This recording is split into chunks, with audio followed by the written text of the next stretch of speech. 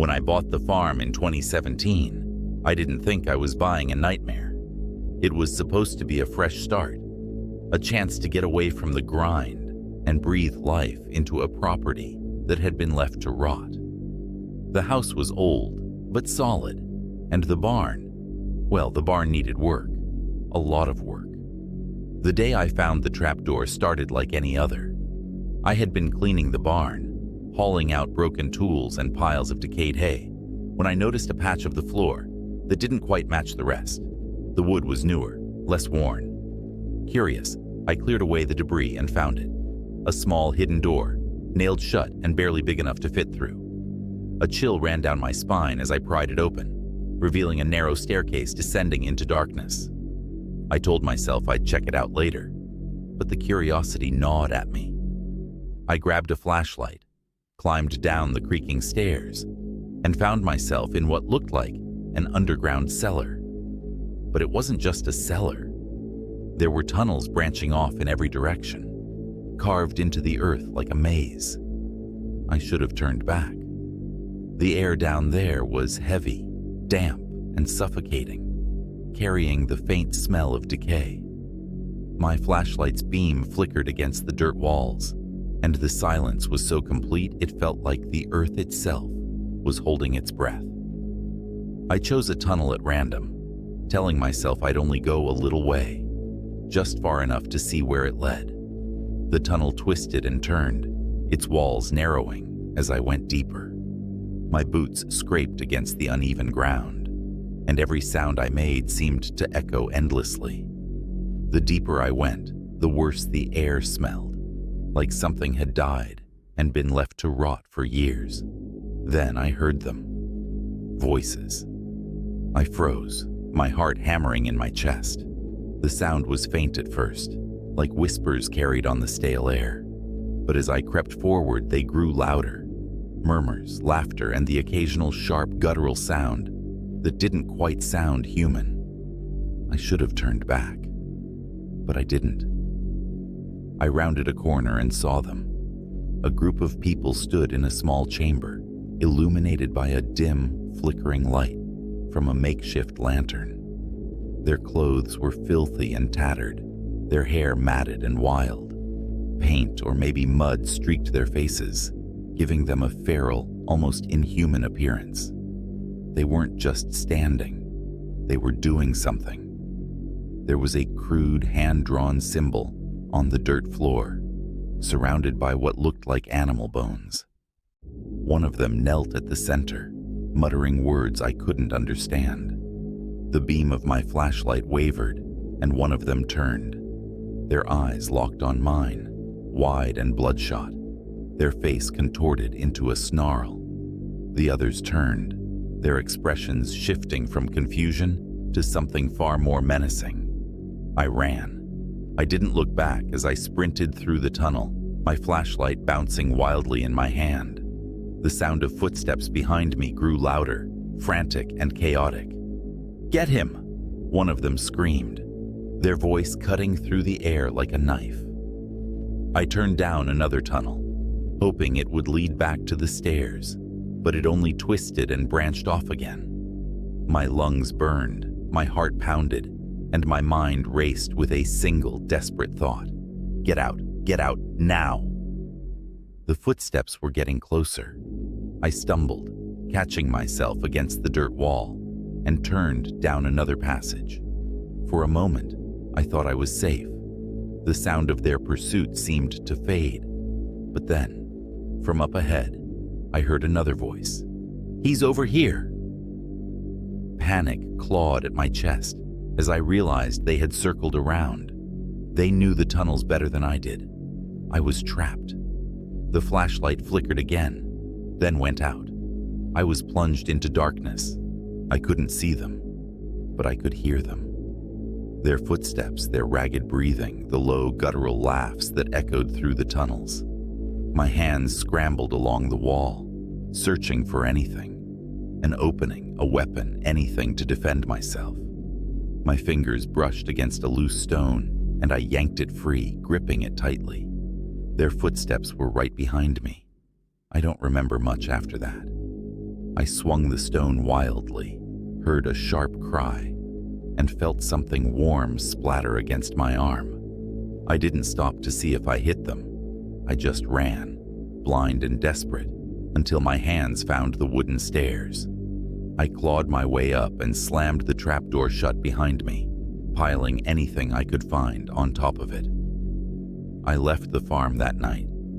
I never went back to retrieve my things, never called the police. What would I have told them? That there were people living under my barn? That they had chased me through a labyrinth of tunnels like something out of a nightmare? To this day, I remember the smell of decay, the sound of their laughter, and the look in their eyes when they saw me. I don't think they were human anymore.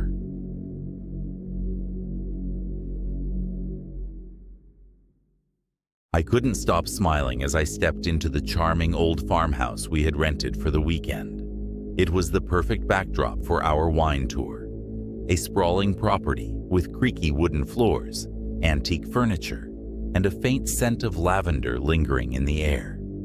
It felt warm, inviting, and just old enough to be a little spooky, which we all joked about as we unpacked. There were 6 of us: me, my boyfriend Matt, and 4 of our closest friends. We had spent the day visiting wineries, taking pictures in the golden light of the vineyards. By the time we got back to the house, we were all happily tipsy, but I was ready for bed. "Good night, guys," I called as I headed to my room. I was sharing it with Matt, but he had stayed downstairs to finish a glass of red with Jake. I didn't mind. I was ready to collapse. The bed was soft, and the faint hum of crickets outside the window was soothing. I must have fallen asleep instantly. I don't know what time it was when I woke up, but the room was pitch black, and I felt off. My skin prickled, and for a moment, I couldn't figure out why. Then I heard it. A faint creak. The door. It was open. I sat up slowly, squinting into the darkness. A figure stepped into the room, the faintest sliver of moonlight catching the edge of their silhouette. My heart raced, but I told myself it was Matt, coming to bed. "Matt?" I whispered, my voice trembling slightly. No response. "Matt, is that you?" I tried again, louder this time. The figure didn't move. I reached for my phone on the nightstand and turned on the flashlight. The beam cut through the darkness, illuminating a man standing in the far corner of the room. He wasn't Matt. He was tall, dressed in black from head to toe. His face was pale, almost ghostly in the harsh light, and his eyes, dark and unblinking, were locked on me. My throat tightened, and I couldn't scream at first.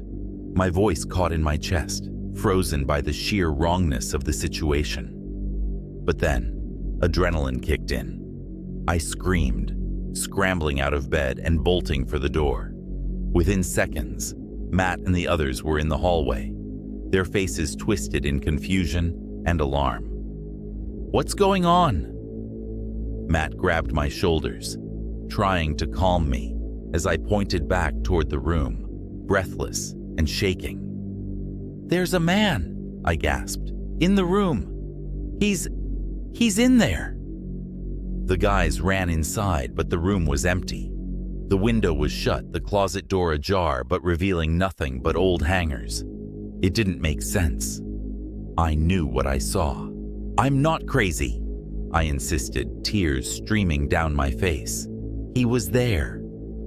Matt held me close, whispering that it was okay, that maybe I'd had a nightmare. But I knew it wasn't a dream. I could still feel the way his eyes bore into me, the suffocating dread that filled the room. The next morning, we decided to cut the trip short. None of us could shake the tension that had settled over the house, and my insistence on what I saw had everyone uneasy. Before we left, the owner of the property came by to check on us. He was an older man, weathered but friendly, with a polite smile that didn't quite reach his eyes. "You all heading out already?" he asked, his tone casual. "Yeah. Something weird happened last night," Matt said. He hesitated, glancing at me. Grace thought she saw someone in the house. The man's face twitched just slightly before he nodded. That's strange. Must have been your imagination.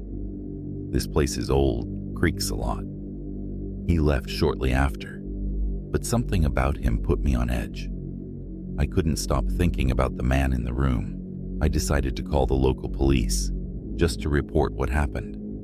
They took my statement, though I could tell they didn't take it seriously. The next day, they called back. "Ma'am, we have something to tell you," the officer said. "We looked into the property owner, and, well, he's had some complaints filed against him.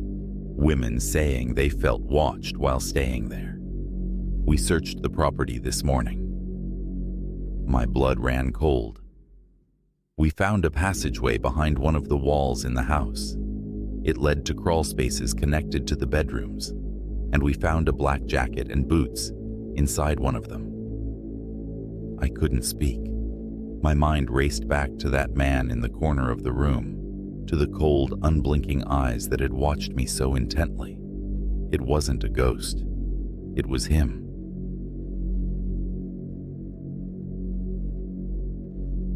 I never wanted the farm, but when my father passed, it was mine by default. He had worked the land his whole life, and though I respected it, it wasn't the life I'd envisioned. Still, I couldn't bring myself to sell it. Something about the way the corn swayed in the breeze, or the smell of freshly turned earth, made it feel like a part of him was still here. It was a quiet place, isolated. The closest neighbor was a mile down the road, and at night, the only sounds were the crickets and the occasional lowing of the cows in the barn. Peaceful. At least, it was at first. It started about a month after I moved in. One night, I was sitting on the porch with a beer, enjoying the cool night air. The moon was full, casting a pale glow over the fields. That's when I saw it. A figure standing at the edge of the cornfield. It was tall. Too tall. Its head almost seemed level with the tops of the corn stalks, which were at least 8 feet high. It didn't move, didn't sway or shift like a person would. It just stood there, perfectly still, watching. I squinted, trying to make out details, but it was too far away. My first thought was that it was a scarecrow someone had set up as a prank, but I knew there wasn't one there before. "Hey," I called out. It didn't react. I grabbed my flashlight and headed toward it, but as I got closer, the figure turned and disappeared into the corn, the stalks swaying as it moved through them. My flashlight cut through the dark, but I couldn't see anything. I stood there for a while, listening. The only sound was the wind rustling the leaves. The next morning, I found one of my cows dead in the field. It had been dragged out from the barn. Its head was gone, cleanly severed. I stood over the mutilated body and felt a dark, unnatural stillness hanging over the land. I called the sheriff, but they couldn't make sense of it. "Probably a wild animal," one of them said, though even he didn't sound convinced. I knew better. The figure came back the next night. This time, it was closer, standing in the open, just beyond the barn. My heart pounded as I watched it from the window. The moonlight revealed its shape. Too thin, its arms impossibly long. It didn't have a face, at least not one I could make out. I stayed inside, gripping my shotgun. The figure stood there for hours, unmoving, before it finally melted back into the cornfield. Every night after that, it returned. Sometimes it was near the barn, other times closer to the house. No matter how much I tried to catch it or chase it off, it always disappeared before I could get too close. The cows grew restless, refusing to go near the edges of the field. The dogs barked endlessly at nothing, their fur bristling as if they could see something I couldn't. One night, I decided I couldn't take it anymore. When the figure appeared, I grabbed my gun and stormed out. flashlight in hand. My boots crunched against the dirt as I walked toward it. As I got closer, it turned to face me, and I froze. It didn't have eyes, but I felt its gaze, heavy and piercing. The air grew cold, colder than it had any right to be in the middle of summer. "What do you want?" I shouted, my voice trembling despite my effort to sound strong. It didn't answer. Instead, it stepped back into the cornfield, the stalks parting for it like water. I followed, my flashlight cutting through the dark. The rows of corn seemed endless, and the further I went, the quieter it became. No wind, no crickets, just silence. Then I saw it. At the center of the field, there was a circle of trampled corn. Into the middle of the circle was a pile of animal bones. Cows, deer, maybe others I couldn't identify. And then I heard it. A low, guttural sound, like a growl mixed with a deep, raspy breath. I spun around, but there was nothing there. When I turned back, the figure was standing at the edge of the circle, watching me. Its head tilted slightly, as if curious. Then it took a step toward me, its movements unnaturally fluid, like it didn't have bones. I ran faster than I ever have. That was the last night I ever spent at that farm. I put it up for sale. To this day, I still can't get the figure out of my head. I feel lucky to be alive, and I pray for the new owners.